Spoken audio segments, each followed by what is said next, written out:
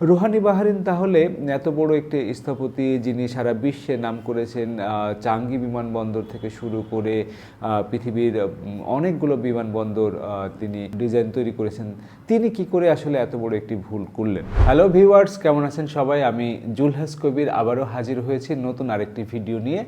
আজকে মূলত তৃতীয় টার্মিনাল বিষয়ে একটি নতুন ভিডিও বানাতে চাচ্ছি।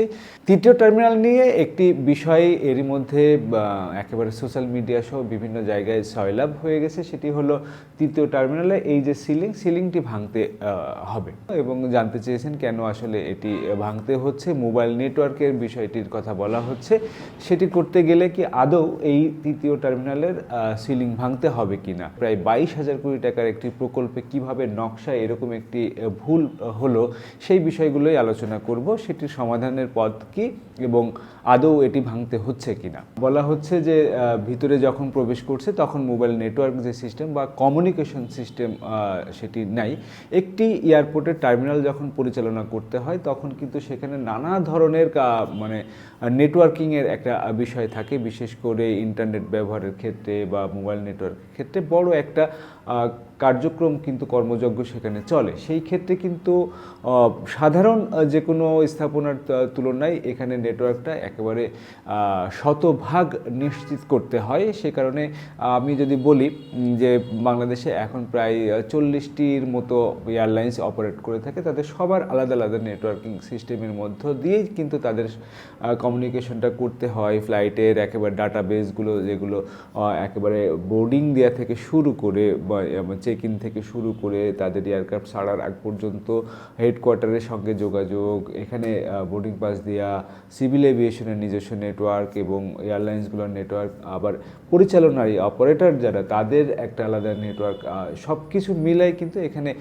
সেটি খুব বড় একটি বিষয়। রুহানি বাহারিন তাহলে এত বড় একটি স্থপতি যিনি সারা বিশ্বে নাম করেছেন, চাঙ্গি বিমানবন্দর থেকে শুরু করে পৃথিবীর অনেকগুলো বিমানবন্দর তিনি ডিজাইন তৈরি করেছেন, তিনি কি করে আসলে এত বড় একটি ভুল করলেন? সেই প্রশ্নটি আসলে থেকেই যায়।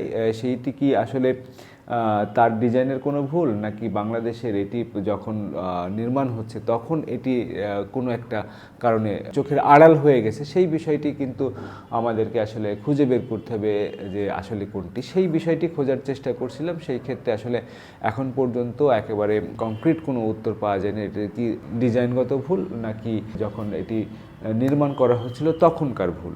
কোন ভুলটি আসলে কার্যকর? যাই হোক, মোবাইল নেটওয়ার্ক অপারেটর তারা বলছে যে কোনো রকম ক্ষতি না করে মোবাইল নেটওয়ার্ক স্থাপন করা সম্ভব। তৃতীয় টার্মিনাল ভাঙার প্রশ্ন যেটি আসছে সেটি একেবারে প্রয়োজন নেই বলে অনেকেই মন্তব্য করেছেন। বিশেষজ্ঞরা বলছেন এই তৃতীয় টার্মিনাল না ভেঙেও মোবাইল অপারেটররা তারা কিন্তু নেটওয়ার্কিংটা ডেভেলপ করতে পারে।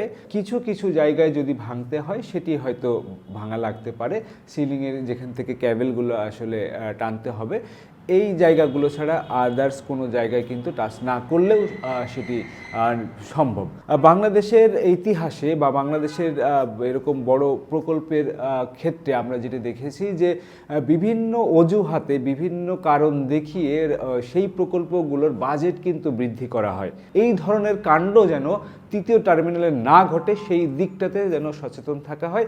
যেই সরকারই আসুক, আপনারা জানেন যে অন্তর্বর্তীকালীন সরকার রয়েছে, সেই সরকারের আমলে এটি যেহেতু উদ্বোধন করা সম্ভব হচ্ছে না, পরবর্তী যে সরকার নির্বাচিত হয়ে আসবে তাদেরকেই করতে হবে 2026 সালের মধ্যে। সেটি সম্ভব কিনা সেটিও একটি বড় প্রশ্ন। সেই বিষয় নিয়ে আমি আরেকটি ভিডিও বানাচ্ছি। বাস্তবায়নকারী সংস্থাগুলো যারা আছে, যারা আন্তর্জাতিক মানের এত বড় বড় প্রতিষ্ঠান, তারা নিশ্চয়ই এটির একটা সমাধান বের করবে রাষ্ট্রীয় টাকার কোনো ক্ষতি না করে। এবং পরবর্তী যদি কোনো সরকার এসে তারা উদ্বোধন করতে যায়, তারাও যেন নতুন করে এই প্রকল্প থেকে বাজেট বৃদ্ধি করার নাম দেখিয়ে বা খাত দেখিয়ে বিভিন্ন ইস্যু দেখিয়ে যেন না করে। কারণ রাষ্ট্রীয় টাকা আমার আপনার সবার টাকায় এই জিনিসটি তৈরি হচ্ছে।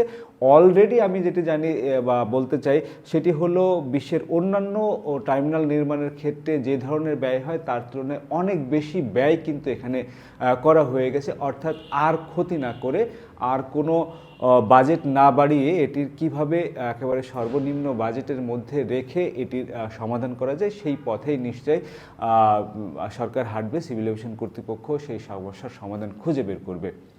তো ভিউয়ার্স, আমি জুলহাস কবির আজকের মতো বিদায় নিচ্ছি। আজকের এই ভিডিওটি কেমন লেগেছে অবশ্যই কমেন্ট বক্সে লিখে জানাবেন। আপনাদের মতামত কি সেটিও জানাতে পারেন। আপনি আমার ভিডিও যদি নতুন দেখে থাকেন তাহলে অবশ্যই একটি সাবস্ক্রাইব করে যেতে পারেন। নতুন নতুন ভিডিওর জন্য বেল আইকনটিতে আপনি চাপ দিয়ে রাখতে পারেন। তো ভিউয়ার্স, দেখা হবে আবারও নতুন কোনো ভিডিওতে। সে পর্যন্ত ভালো থাকুন, সুস্থ থাকুন, নিরাপদে থাকুন। From the runway to the skies, this is where our aviation story begins. Aircraft, airports, and thrilling journeys all in Bangla for the world. Discover the wonders of aviation, the known, the unknown, and the stories that make the skies come alive. And salute to Bangladesh's remittance warriors, our heroes abroad, keeping the nation moving forward. I am Jolhas Kabir. Welcome to the skies and to the stories that truly matter.